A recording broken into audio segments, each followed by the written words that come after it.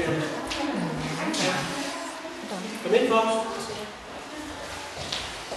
Hvor de har simpelthen været med til at male, og så skal vi sætte nogle billeder, vi har sat nogle billeder på væggene, som de selv har taget.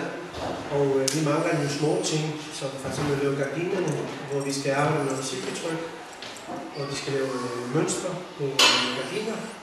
Indtil den er færdig. Jeg har kun taget sådan en lille bid af selve rummet, fordi den er lidt store, og det har været rigtig fint. Og man kan se de sidste billeder, der kommer i den her dia-show, så kan man se, hvordan nogen ser det ud nu. Det er den ene ting. Det andet, vi har lavet, det er, at vi startede sådan en tur i Trier, hvor vi markerer nogle forskellige ruter. Og så var de to med fotokamera, for ligesom at dokumentere nogle af de ting, der faldt i øjnene. Og de laver sådan en serie billeder, og det er faktisk de små billeder. Det er den fra den tur der. Udover det, så har vi arbejdet med sådan rent tekniske med fotokamera. Hvordan man indstiller til lukketider, til at opfange lyset, og ligesom arbejde med motiver på den bedst mulige måde. Hvor vi var også om aftenen og arbejde med nogle lange lukketider. Og derfor er sådan de her billeder her, hvor der er lys.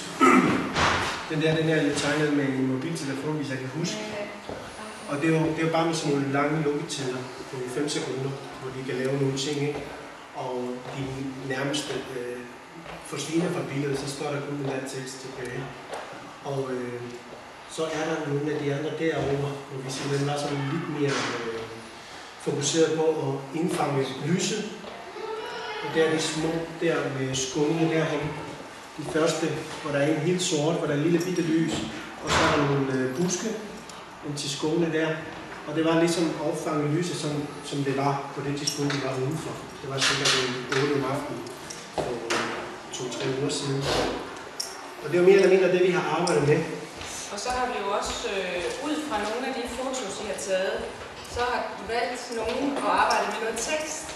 Og nogle af billederne, det er simpelthen tekst skrevet til et bestemt sted. Og andre, det er et portræt på en lidt speciel måde, hvor I har skrevet om jer selv. Og så har I bagefter valgt et billede, som I synes er passet til den tekst. Så det er den måde, vi har arbejdet lidt med tekst på også. Så det er sådan det. Jeg vil egentlig lige sige lidt om kunstkameraet, og så kan der kommer lidt mere. Men altså, det er jo kunstkameraet, det er den her mobile bus, som vi har i Billedmedieskolen. Det er den, der har været her. Og vi bliver ved med at komme herude også i det nye år.